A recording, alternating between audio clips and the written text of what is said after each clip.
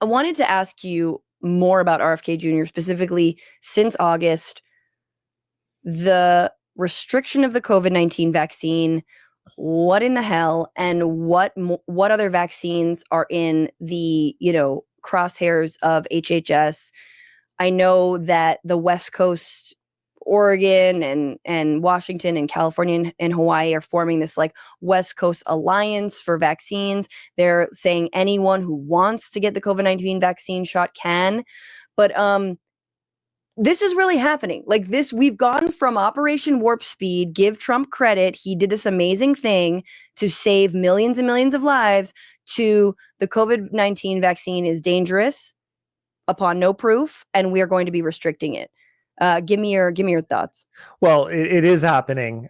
So specific to COVID, the restrictions are people over 65, and then taking away Pfizer from children under 5 and only letting them have Moderna. And with like a doctor's note, there was a moment where different states you needed a prescription. That was happening in Oregon, but I got mine last week. So it depends on where you go. But Right. Now it seems you're able to. But either way, it's just, they talk so much about this idea of medical freedom, and they're just taking that away from people over and over again, as if these vaccines haven't been tested thoroughly on millions of people, and actually hundreds of millions, billions of people have actually received them with very few negative interactions.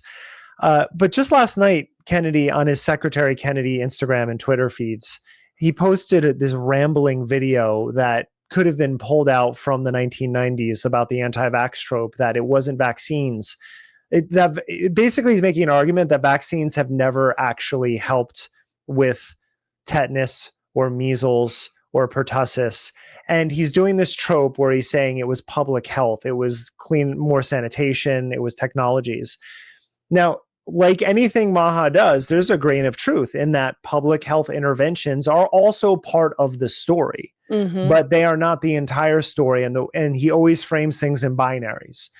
So he's saying that all of these doctors, they just say only get a vaccine. That's all that matters. They don't talk about diet. They don't talk about nutrition. They don't talk about sanitation or public health interventions, which is just completely untrue. But that's what he does. He sets up this straw man argument by making it a binary, and it's about a 4 to 5 minute video. And so if you really want to understand what he's going to do next, it's eliminating as many vaccines as possible. He does give some lip service in like minute 430 where he said, yes, vaccines sometimes help, and then he goes right back into his shtick. So my feeling is he's just going to continue to chip away. He could have done a lot more damage with the last ACEP meetings, but they were so unprepared that it was just a shit show. So all they really could get done was a couple of restrictions on COVID vaccines. I feel like they'll be better prepared to limit things at the next one, and that's what we should prepare for. And the MM. I mean, again, that's kind of like everything else. The mission drift of Trump in general. You see that with RFK Jr. because initially, it's the oh my God, I'm blanking on the COVID-19 vaccine technology. mRNA. It's the mRNA technology that is dangerous. And then it's like, no, it's the MMR vaccines that are dangerous. It's everything that's dangerous. So it's like, it's not, what is it? What is it actually about? Well, it's about the fact that he's more broadly against vaccines. Now, here's my thing, Derek, to his credit. The cause of autism is not vaccines. It's Tylenol, acetaminophen, however you say it. Like, that was actually surprising to me. What's your Tylenol lowdown? Is this, is Tylenol going to be, yes, what kind of tariffs are they going to want? What is the backdoor deal here with Aleve that has been rolling out? Yeah, the funny thing is acetaminophen is in so many products. It's in Robitussin, it's in Mucinex.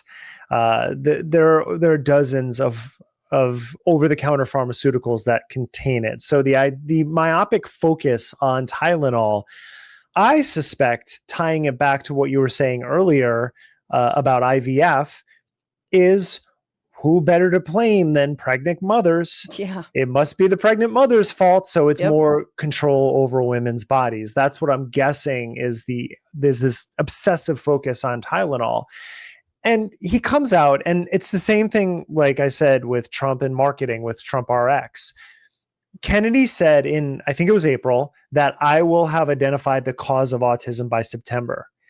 September comes around. What does he do?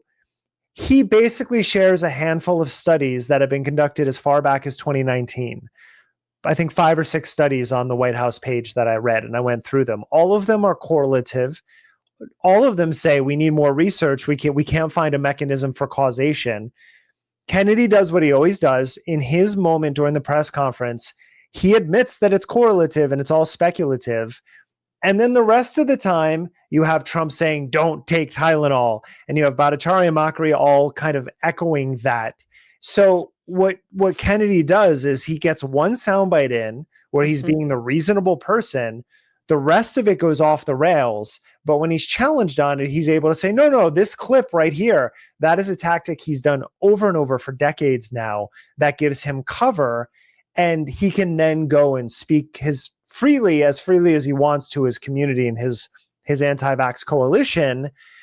I will say, though, I did a bonus episode this week on Conspirituality called the MAHA Civil War, because part of that anti-vax coalition was really pissed off that he put the onus on Tylenol. Yeah, I was gonna say, like, this is the golden goose. This is the thing they needed. Like, what are you doing here, buddy? You've been working on this for decades. It created this crazy dissonance where some people like Zen Honeycutt was just pissed off. You had some of his stands like Dave Asprey and Will Cole coming out and saying, all of a sudden they know about the downstream effects of Tylenol kind of supercharging the vaccines, which is the line they're going with. And then we just recorded an episode, it'll be out Thursday, about this with Mallory DeMille, where we found all of these wellness influencers who are now hawking homeopathic supplements as alternatives to Tylenol. Yeah. And they're doing the same. All they're doing are regurgitating what Kennedy said, which is not based in any sort of science. And then they're selling supplements. And I think the richest part of it is there's the homeopathic supplements, which are obviously garbage because there's no mechanism of action.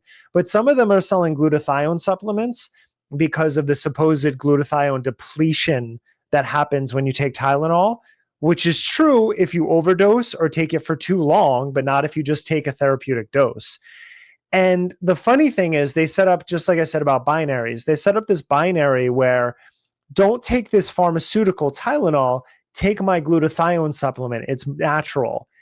And then I looked, and you can't find natural glutathione as a supplement. It doesn't work as well in the body. So all of the glutathione supplements are synthesized, which means they're basically pharmaceutical grade. Yeah. So it's this constant bait and switch that they rely on people not having any awareness of the scientific process just so they can make shit up and sell them products. It's truly the most terrifying timeline, that we've also taken the anti-intellectualism war on intellectualism and war on experts and war on knowledge and applied it to health. And we were, as we've talked about before, kind of ripe for the picking, the American public, but it really is absolutely terrifying. I want to ask about Dr. Oz. I mean, I read somewhere that maybe Oz also has something to gain by, in the supplement market, trying to cure autism. What can you tell us about that? I read that day that he has a stake in a company that sells glutathione supplements. That's about the extent of it. That's as far as I look, because Oz is someone who I don't know. I kind of almost blank him out because he's just been such a grifter for so long. Of course, he's going to take advantage. Right. I don't know I don't think this would have been done just to appease him in any way, because the acetaminophen, speculation has been around for a while that it could be one of the triggers. Like that's not new. He's kind of, Kennedy never has a new thought, just to be clear. Like he's always pulling from a long history of anti-vax skepticism and crankism that he swims in. But of course, all of his cronies are gonna profit in some way or another with what they're doing. Okay, a few more questions. I did want to ask you about, the attack on the CDC that we somehow don't talk about in August, so recent. A man fired 180 rounds into the CDC. A security guard was killed. He was mad about the COVID-19 vaccine, which was ironic because then like a week later, they were like, we're restricting it. And which is also terrifying because you're like, if this man was mad at the COVID-19 vaccine, if Democrats and the media knew how to message this was the CDC capitulating to a terrorist, saying that they are going to restrict the vaccine for certain amounts for certain people and whatnot. In terms of this kind of violence coming from anti-vaxxers, have we seen it before? Do you understand based on like the insanity of like where some of the QAnon stuff that it could lead in this direction? Well, first off, I can't believe the Democratic Party missed a messaging opportunity. But I have not seen. I mean, this gets to like anti-abortion activist level. Yes. Right. I mean, so we don't see a lot of that with anti-vaxxers. I don't know about historically, but not that I've been reading about the last 200 years of vaccines for a long time, from many books and articles, and I don't see a lot of violence in that sense. So this could be new. And it's just, there is going to be something that continues to break in our nation. I just read, what is it? The top 10% of earners now control 67% of wealth. Like, you can't keep going that way and not expect more violence. Yep. It's just, so the fact that you've built these coalitions based in conspiratorial thinking, that is probably who's going to attract people who will be violent. Yep. So it's not surprising to me. Yep. I mean, it's right. It's grifting off the feeling of powerlessness or the real feeling of powerlessness. I think a lot of political violence comes from that when it's actually not, when it's not a lie. You know what I mean? When it's not just a conspiracy. Mm-hmm. Yes. I did want to ask then about Bernie being like, somehow one of the only people that's been like, you gotta go, Kennedy. RFK has to go. He must resign now. Bill Cassidy, Republican senator, former physician, was a deciding vote to confirm RFK Jr. on the promise so you don't dismantle everything. And he has, and now Cassidy's pissed off. But this, to me, this is the bar. This insanity does not have to continue. We could end this nightmare. He could be forced to resign. But you're really not hearing that much of it. Give me your thoughts and just tell me. Well, Bill Cassidy, because I that was inevitable when he did the whole charade and voted him through. I believe I read that they were college buddies, so they go way back. So he was not going to deny him entry into that position. And so anytime he comes out, he tries to do these sort of PSAs about public health now, and I see them like, fuck off, because this really, it's not just on you, but you could have stopped this. Yep. And he didn't.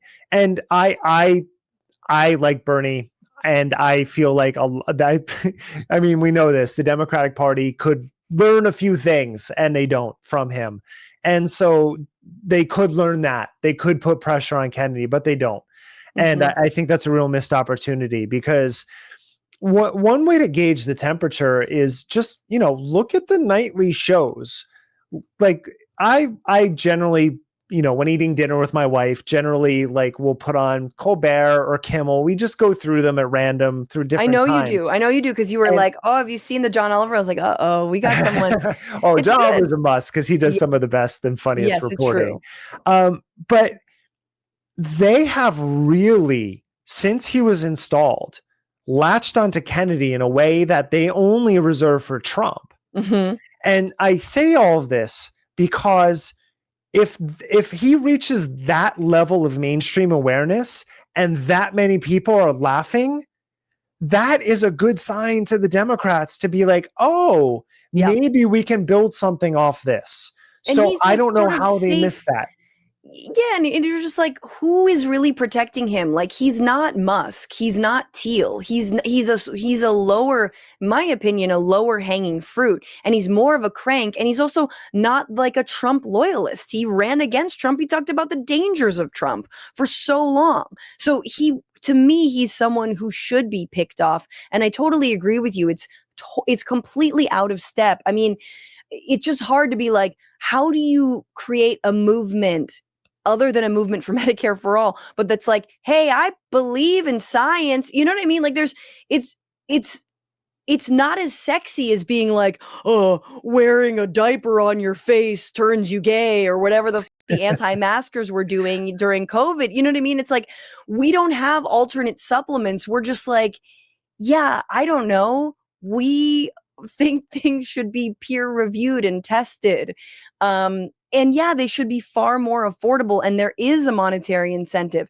So anyway, it feels like something else again that a broader democratic socialism agenda could neutralize the like sort of the pull of this movement. What's going on, Frantifa? If you haven't already, subscribe to this channel right now. Hit that button. And also, you can become a patron and support the show every single week. Get access to bonus episodes and exclusive merchandise. Patreon.com/Bitchuation Room. Do it.